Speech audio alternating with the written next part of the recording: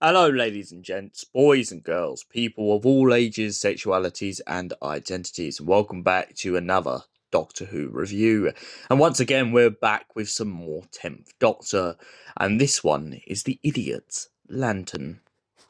So, what is the Idiot's Lantern about? Well, essentially, there is an alien life form that begins to get into the tellies just at the height of the tellies becoming very popular. It's the Queen's coronation and everyone's getting ready to celebrate. However, the shop known as Mr. Magpie seems to be going round and installing TVs in everybody's houses. On top of this, it seems like there's been a plague of people going missing and not having faces. Doctor and Rose land in the midst of all of it when the pair of them realise that they're in the UK and not in America, when the Doctor was supposed to be taking Rose to go and see Elvis.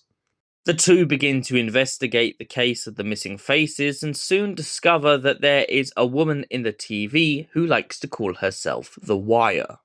Now, the Wire seems to be an alien being from another world that seems to have lynched on to the television set and become a physical entity using the body of a woman who was very popular back in the day for cooking.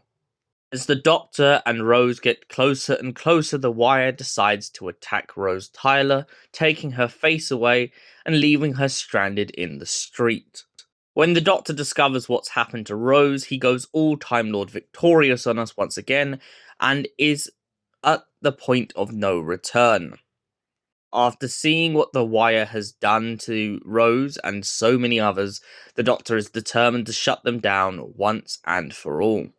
And the Doctor knows that the only way to do that is to essentially hook up to the main telephone pole and reroute and reverse the polarity of the neutron flow. He manages to stop the Wire once and for all, and everyone who was affected manages to get their faces back. Mr. Magpie begins to apologise profusely to everyone on exactly what's been going on.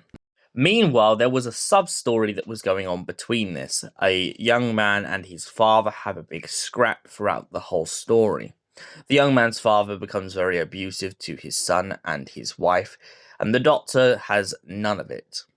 His father eventually gets kicked out of the house as it's not his place, and essentially ends up in a situation in which he has to move forward and move on with his life and try to become a better person. His son forgives him at the end of the story, but the Doctor points out that he shouldn't ever let it slide, especially after all the things that his dad had done. So, what do I give the Idiot's Lantern out of 10? It's a very solid story, and the Wire is such a formidable foe.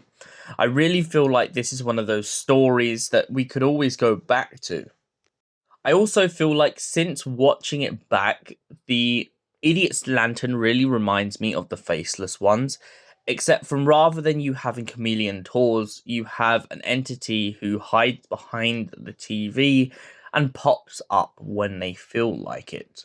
This mystery is what kept me hooked and still keeps me hooked to the Idiot's Lantern till this day, and for that reason I give it a solid 8 out of 10.